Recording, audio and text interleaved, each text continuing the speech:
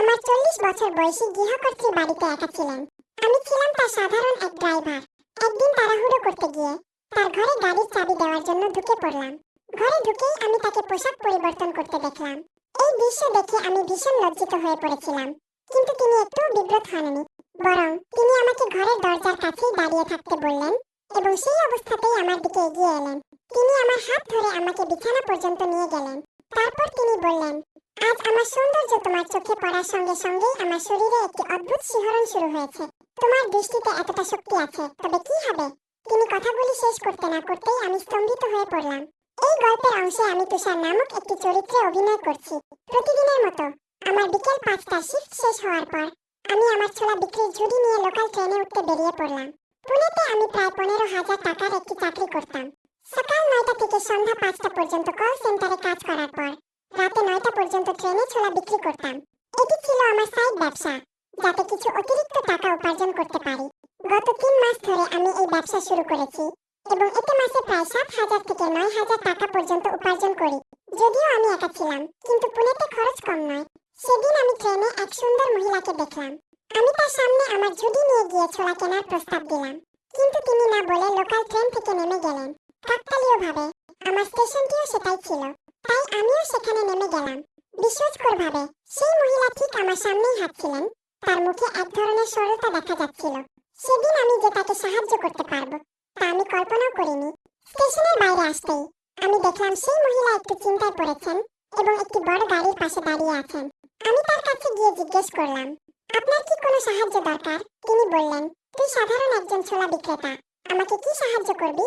এত বড় গাড়ি কখনো দেখেছিস কিনা সন্দেহ, চালানো তো আরো দূরের কথা। আমাকে এক জরুরি ড্রাইভার প্রয়োজন। আমি বললাম, আপনার যদি কোনো আপত্তি না থাকে তবে আমি আপনার ড্রাইভার হতে রাজি আছি। যখন আমি 4 হুইলারটি চালাতে শুরু করলাম তখন আমার ড্রাইভিং দেখে তিনি অবাক হয়ে গেলেন। তিনি আমার পাশে বসে আমাকে গন্তব্যের পথ নির্দেশ দিতে লাগলেন। তিনি বললেন, আমার ড্রাইভার হঠাৎ করেই গাড়ি ছেড়ে বাড়ি চলে গিয়েছে। আজকাল যে কারোরই কোনো সমস্যা হতে পারে। তার ছেলে অসুস্থ হওয়ার কারণে সে তাড়াহুড়ো করে গাড়ি এখানে রেখে চলে গিয়েছে। আমি গাড়ি চালাতে জানি না, ভাগ্যক্রমে তুমি এসে গিয়েছো। অল্প সময়ের মধ্যেই আমি তাকে তার বাংলায় পৌঁছে দিলাম। পুনেতে তার বাড়িটি একটি সোসাইটিতে ছিল। তাকে তার বাড়িতে পৌঁছে দেওয়ার পর তিনি আমাকে 3,000 টাকা দিলেন। আমি বললাম, যদি কখনো ভবিষ্যতে আপনার আমার প্রয়োজন হয় তবে আপনি আমাকে ফোন করতে পারেন। তারপর আমি তাকে একটি কাগজে আমার নাম্বার লিখে দিলাম। দ্বিতীয় দিন থেকে তার ড্রাইভার আবার কাজে ফিরে আসার কথা ছিল। কারো চাকরি কেড়ে নেওয়ার ইচ্ছা আমার ছিল না, তাই আমি আমার চাকরির সুপারিশ করিনি। কয়েকদিন পর সেই মহিলার কাছ থেকে একটি ফোন পেলাম। তিনি আমাকে তার বাড়িতে ডাকলেন। সেদিন আমি অফিস থেকে সোজা তার বাড়িতে গেলাম। তিনি বললেন, তুষার, তুমি কি আমার জন্য ড্রাইভার হিসেবে কাজ করবে? ড্রাইভার হিসেবে কাজ করার মানে ছিল আমাকে সারাদিন তার সঙ্গে থাকতে হবে। এটা আমি জানতাম। তার প্রস্তাব শুনে আমি চিন্তায় পড়ে গেলাম, কারণ আমি সারাদিন তার জন্য সময় দিতে পারতাম না। আমাকে দিনের বেলায় অফিসে যেতে হতো। তিনি সম্ভবত আমার দুশ্চিন্তা বুঝতে পেরেছিলেন। তিনি জিজ্ঞেস করলেন, তোমার মাসে কত টাকা উপার্জন হয়? কোনো অতিরিক্ত কাজ করলে মাসে 25,000 টাকার বেশি উপার্জন করা সম্ভব নয়। আমার উপার্জন শুনে তিনি বললেন, আমি তোমাকে ড্রাইভার হিসেবে মাসে 50,000 টাকা দেব। তুমি কি রাজি? 50,000 টাকা শুনে আমি হতবাক হয়ে গেলাম। মনে হচ্ছিল যেন আমার লটারি লেগেছে। আমি তৎক্ষণাৎ তার প্রস্তাব গ্রহণ করলাম। সেই মহিলার নাম ছিল পুন। তিনি দেখতে খুব সুন্দরী ছিলেন। পুনমজির কাছে আমার নতুন কাজ শুরু হয়ে গেল। এমনই একদিন রাতে মালকিনের বাড়িতে আমার দেরি হয়ে গেল। শেষ লোকাল ট্রেনটি আমি ধরতে পারিনি। মালকিন গাড়ি থেকে নেমে বাড়িতে ঢুকলেন। আমি গাড়ি পার্ক করে বিদায় নেওয়ার অনুমতি নিতে তার ঘরে গেলাম। আমি খুব তাড়াহুড়োতে ছিলাম, তাই ঘরের দরজা না নক করেই ভেতরে ঢুকে পড়লাম। ঘরে ঢুকে আমি তাকে একটি অশালীন অবস্থায় দেখলাম। তিনি তখন পোশাক বদলাচ্ছিলেন। তাকে দেখে আমি তৎক্ষণাৎ চোখ ফিরিয়ে নিলাম এবং ঘর থেকে বেরিয়ে এলাম। কিছুক্ষণ পর মালকিনও বাইরে এলেন। আমি তখনও মাথা নিচু করে দাঁড়িয়েছিলাম। আমি যখন মাফ চাইতে যাচ্ছিলাম তখন তিনি বললেন, কি হলো তুষার, তুমি খুব তাড়াহুড়োতে দেখাচ্ছ। আমি বললাম, মালকিন, আমাকে বাড়ি যেতে হবে। আজ খুব দেরি হয়ে গেছে। শেষ লোকাল ট্রেনটি ধরতে পারব কিনা সেই ভাবনায় ছিলাম। সেই চিন্তাতেই আপনার ঘরে ঢুকে পড়েছিলাম। দয়া করে আমাকে ক্ষমা করুন। তিনি যখন দেখলেন আমি তাকে পোশাক বদলাতে দেখে ফেলেছি তখনও তিনি বেশি রাগান্বিত হননি, বরং তিনি এ ব্যাপারে কিছুই মনে করেননি। তিনি বললেন, আজ রাতটা এখানেই থেকে যাও। যাই হোক, তোমার বাড়িতে তোমার জন্য অপেক্ষা করার মতো কেউ নেই। তুমি তো একাই থাকো, আর আমিও এখানে একা। একটা কাজ করো, আজ থেকে তুমি আমার সঙ্গে এখানে থেকে যাও। 1 বছর পর আমার সন্তান বিদেশ থেকে ফিরে আসবে। যখন তারা ফিরে আসবে তখন তুমি নিজের বাড়িতে ফিরে যেতে পারবে। ততদিন তুমি নিশ্চিন্তে এখানে আমার সঙ্গে থাকতে পারো। তার দ্বিতীয় প্রস্তাবটিও আমার জন্য লাভজনক ছিল। তবে তিনি আমার প্রতি এতটা উদার কেন ছিলেন সেটা আমি জানার চেষ্টা করিনি। তিনি আমার কাছ থেকে কোনো অযাচিত কিছু প্রত্যাশা করবেন এমনটা আমার ধারণা ছিল না। সেই রাতেই আমি তার বাড়িতে থেকে গেলাম। তিনি আমাকে বাড়িতে থাকার জন্য একটি ঘর দিলেন। আমার ছোট, পুরনো, ভাঙাচোরা ঘর আর মালকিনের এই বিশাল বাংলো, এই দুটির মধ্যে আকাশ পাতাল ফারাক ছিল। সেই দিন থেকে আমি মালকিনের সঙ্গে থাকতে শুরু করলাম। এখন রাত করে বাড়ি ফিরলেও কোনো সমস্যা হতো না, কারণ আমাকে আর কোনো লোকাল ট্রেন ধরতে তাড়াহুড়ো করতে হতো না। এক রাত মালকিন আমাকে তার ঘরে ডাকলেন। মালকিন ঘরে সবসময় খুব সাজগোজ করে থাকতেন। সেদিনও যখন আমি তার ঘরে গেলাম তিনি তার চুল ঠিক করতে ব্যস্ত ছিলেন। আমি তার বিছানায় গিয়ে বসে পড়লাম। ঘরের শান্ত পরিবেশে যেন অন্য কোনো সংকেত পাওয়া যাচ্ছিল। আমার মনে নানা ধরনের চিন্তা ঘুরপাক খাচ্ছিল। হয়তো তিনি আমাকে বলবেন যে আমার পরিবর্তে অন্য কোনো ড্রাইভার নিয়োগ করতে চান। আমি জিজ্ঞেস করলাম, মালকিন, আপনি আমাকে এখানে কেন ডাকলেন? কোনো কাজ ছিল কি? তিনি বললেন, অপেক্ষা করো, বলছি তো, একটু ধৈর্য ধর, আমাকে চুল ঠিক করতে দাও। রাতে শোয়ার সময় কেউ এভাবে থাকতে পারে না। চুল ঠিক করার পর তিনি আমার পাশে বসে বললেন, আমি তোমাকে এমনই আমার ঘরে দেখেছি। এখানে কাজ করতে করতে অনেক দিন হয়ে গেছে। কাজের ব্যস্ততায় আমি তোমার কোনো খোঁজ নিতে পারিনি। আচ্ছা, আমাকে বলো, তোমার পরিবারে কে কে আছে? আমার মনে হয় তুমি পুনেতে একা থাক। এটা আমি জানি, কিন্তু তোমার গ্রামে তো নিশ্চয়ই কিছু পরিবার রয়েছে। এই কথায় আমি বললাম, না, গ্রামে আমার আর কেউ নেই। আমার বাবা মা ছিলেন, কিন্তু তারা অনেক আগেই আমাকে ছেড়ে চলে গেছেন। তাদের চলে যাওয়ার পর থেকেই আমি একা আছি। মালকিন আমার থেকে প্রশ্ন করছিলেন, তাই আমিও তাকে একটা প্রশ্ন করলাম। আমি বললাম, মালকিন, আপনার স্বামীকে তো কখনো দেখিনি। আপনি সেদিন বলেছিলেন আপনার সন্তানরাও দেশে রয়েছে। আপনার কজন সন্তান আছে? তখন তিনি বললেন, আমার স্বামী কয়েক বছর আগে আমাকে ছেড়ে চলে গেছেন। আমার মাত্র একটাই ছেলে আছে, যে তার স্ত্রী সহ বিদেশে বাস করে। সে অল্প বয়সেই বিদেশে থিত হয়ে গেছে, আর এখন আমি এখানে একাই থাকি। কথা বলতে বলতে মালকিন আমার খুব কাছে এসে দাঁড়ালেন। তার চোখে জল ঝরছিল। আমি বললাম, যদি আপনার সন্তানের কথা মনে পড়ে তাহলে তাকে ফোন করুন, আপনার মন ভালো লাগবে। কিন্তু তিনি বললেন, তুষার, আমি আমার সন্তানের কথা ভেবে কাঁদছি না। আমার ছেলে তার জীবন নিয়ে খুব ব্যস্ত। আমি এখানে নিজের কাজেই নিজেকে ব্যস্ত রাখি। তবে মাঝে মাঝে এই একাকিত্ব আমাকে ভীষণ কষ্ট দেয়। এই কথাগুলো বলতে বলতে মালকিন তার মাথাটা আমার কাঁধে রাখলেন। তিনি এক প্রকার প্রেমিকার মতো আমার হাত ধরেছিলেন। যখন আমি তার বয়স জিজ্ঞাসা করলাম তখন জানতে পারলাম তিনি 40 বছরের। আমি বললাম, মালকিন, আপনি একদমই 40-এর মতো দেখাচ্ছেন না। আপনি নিজেকে কিভাবে এতটা ফিট রেখেছেন? আপনার সৌন্দর্য তো একেবারে যুবতী মেয়ের মতো। আমার প্রশংসা শুনে তার মুখে হাসি ফুটে উঠল।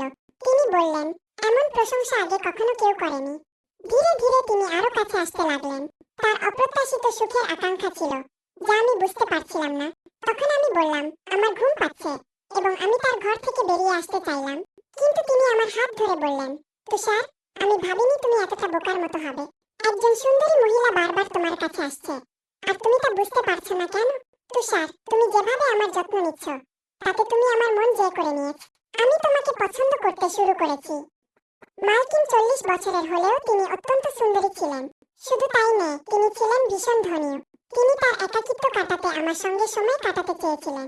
এত সুন্দরী একজন মহিলা আমার জীবনে প্রথমবার এলেন। তার প্রস্তাব শুনে আমি একটু ভাবলাম।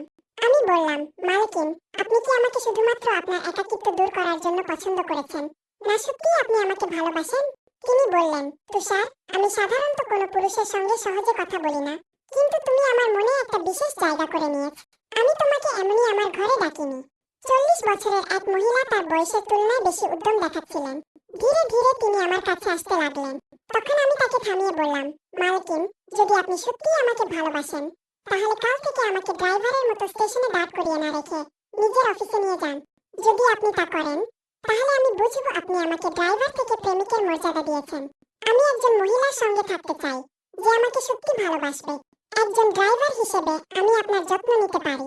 যদি আমি আপনার জীবন সঙ্গী হয়ে যাই তাহলে আমি আপনাকে কতটা সুখী রাখতে পারি সেটা আপনি ভাবুন। আমি তো আপনাকে বিয়ে করার কথাই ভাবছি। আমার কথা শুনে মালকিন খুব খুশি হলেন। তিনি বললেন, তুষার, যদি তুমি আমার পরীক্ষা নিতে চাও তবে নাও, আমি তাতে পাশ করবই। তোমাকে আমি সত্যিই ভালোবাসি। আমার মতো 40 বছরের এক মহিলা যদি 30 বছরের এক যুবকের প্রেম পায় তাহলে এর চেয়ে আনন্দের কিছু হতে পারে না। আমরা দুজন একে অপরের ভালোবাসা স্বীকার করে নিলাম। সেদিন রাতে মালকিন অনেক কথা বললেন। গত কয়েক বছর ধরে মালকিন খুব একা হয়ে পড়েছিলেন, এটা আমি বুঝতে পারলাম। কথা বলতে বলতে আমার হাত তার কাঁকনের উপর চলে গেল। তার হাতে থাকা কাঁকনও তার মতোই সুন্দর ছিল। ধীরে ধীরে আমাদের মধ্যে ঘনিষ্ঠতা বাড়তে লাগলো। তখনই মনে পড়ল মালকিন তার থাইরয়েডের ওষুধ খেতে ভুলে গেছেন। তাই আবার আমাদের ঘনিষ্ঠতা থামাতে হলো। ওষুধ খাওয়ার পর তিনি সঙ্গে সঙ্গে ঘুমিয়ে পড়লেন। পরের দিন প্রতিদিনের মতো দুপুর 2টায় আমি মালকিনকে টিউশন ছাড়তে গেলাম। ড্রাইভার হিসেবে কাজ করার পর থেকে মালকিনকে স্টেশনে ছাড়তে এবং রাত হলে তাকে নিয়ে আসা, এটাই ছিল আমার কাজ। আজ পর্যন্ত মালকিন আমাকে তার অফিস পর্যন্ত নিয়ে যাননি। আমি কোনোদিন তাকে বলিনি, কিন্তু এখন যখন তিনি পুরোপুরি আমার হতে চলেছেন, তখন তার ব্যবসার দায়িত্ব নেওয়া আমারও দায়িত্ব হয়ে দাঁড়া। এটা ঠিক ছিল। সেদিন আমি তার সঙ্গে অফিস যাওয়ার জন্য বের হলাম। গাড়ি পার্ক করে বাইরে এলাম।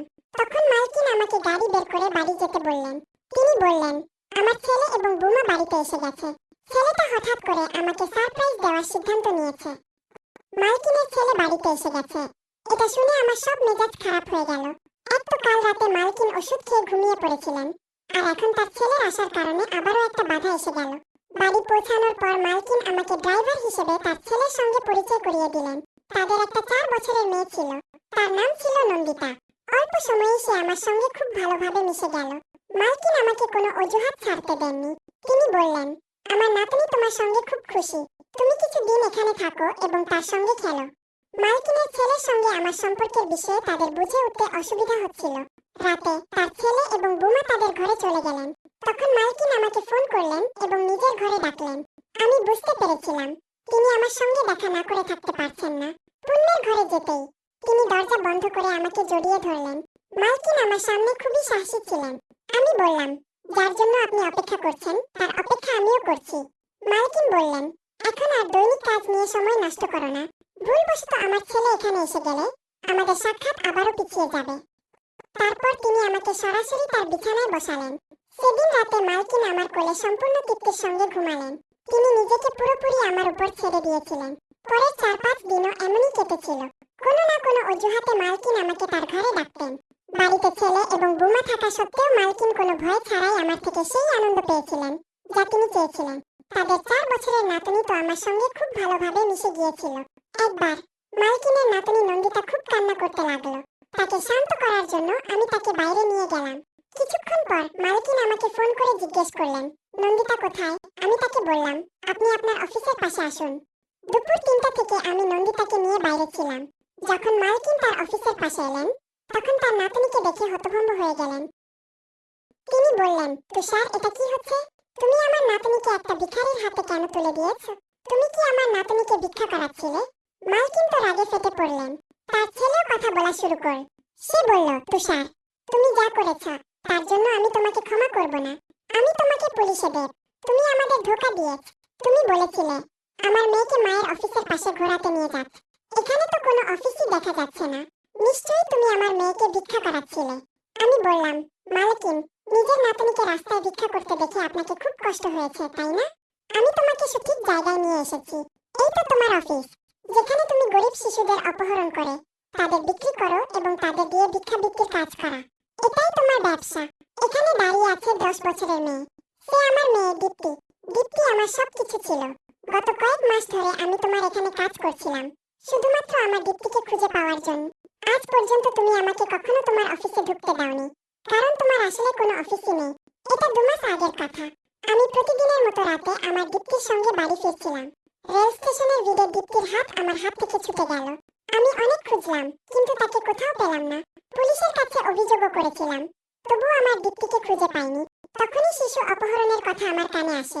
প্রথমবার যখন তোমার সঙ্গে দেখা হয়, তখন তোমার হাতে সেই ব্রেসলেট দেখেছিলাম যেটা তুমি এখনো পরেছ। সেটাই আমার এই 10 বছরের মেয়ের ব্রেসলেট। তার জন্মদিনের জন্য আমি এক পয়সা জোগাড় করে এটা কিনেছিলাম। হয়তো ডিজাইনটা তোমারও পছন্দ হয়েছে। তোমার এই ভুলটাই আমার জন্য বড় একটা সুযোগ হয়ে গেল। তোমাকে হুমকি দিয়ে কোনো সত্য বের করা সম্ভব নয়, এটা আমি জানতাম। তাই আমি নির্বে আমার মেয়েকে খুঁজে বের করার সিদ্ধান্ত নিয়েছিলাম। তোমার সঙ্গে প্রেমের ভান করে তোমার মোবাইল থেকে সমস্ত তথ্য জোগাড় করেছি। জানতে পেরেছি কিভাবে তুমি ছোট ছোট বাচ্চাদের অপহরণ করে কিছু দালালের হাতে তুলে দাও এবং তাদের দিয়ে রাস্তায় ভিক্ষাবৃত্তির কাজ করিয়ে টাকা কামা। যখন আমি আমার মেয়ের খোঁজ পেলাম, তখনই ঠিক করেছিলাম মেয়েকে নিয়ে চিরতরে এই মায়ানগরী ছেড়ে গ্রামে ফিরে যাব। কিন্তু 2 মাস ধরে মেয়েকে না পেয়ে যে যন্ত্রণার মধ্যে ছিলাম, সেই যন্ত্রণার কিছুটা হলেও তোমাকে ভোগাতে চেয়েছিলাম। কিছুক্ষণ তোমার নাতনি তোমার চোখের আড়াল হলে তোমার যে অবস্থা হয়েছিল, সেটা দেখে আমি অবাক হয়েছি। তুমি কতগুলো শিশু অপহরণ করেছো ভাবতে পারো? তাদের মা বাবা কি তাদের ছাড়া বাঁচতে পারে? তোমার মতো লোকেরা কখনোই এসব নিয়ে ভাবে না। তোমাদের তো শুধু টাকার প্রয়োজন। মালকিনের এই ঘৃণ্য সত্যটা তার ছেলেরও বুঝে গিয়েছিল। সে তার মায়ের সঙ্গে সব সম্পর্ক ছিন্ন করে। এখন মালকিন আমার কাছে ক্ষমা চাচ্ছিলেন, কিন্তু ক্ষমা চেয়ে আর লাভ নেই। আমি কখনোই সেই নিচু মহিলাকে ভালোবাসিনি। তার সঙ্গে কোনো সম্পর্ক গড়ে তোলার ইচ্ছাও ছিল না। তার প্রেমের ফাঁদে ফেলে আমি শুধু আমার মেয়েকে খুঁজছিলাম। পুনম এবং তার দালালদের পুলিশ গ্রেফতার করেছে। আমার মেয়ের মতো আরো অনেক শিশুকে সেই নিচু লোকদের হাত থেকে মুক্ত করা হয়েছে। মালকিনের জাঁকজমকপূর্ণ সম্পদের পেছনে ছিল এক ভয়ঙ্কর কালো সত্য, যা সবার সামনে এসে গেছে। এই গল্পে তুষার তার মেয়েকে খুঁজে পাওয়ার জন্য সত্যের মুখোমুখি হয়েছে এবং সমাজে প্রচলিত অন্যায় এবং দুর্নীতিকে উন্মোচিত করেছে, যার মাধ্যমে প্রমাণিত হয়েছে যে শেষ পর্যন্ত সত্যেরই জয় হয়। বন্ধুরা, ভিডিওটা ভালো লাগলে চ্যানেলটাকে অবশ্যই সাবস্ক্রাইব করবেন।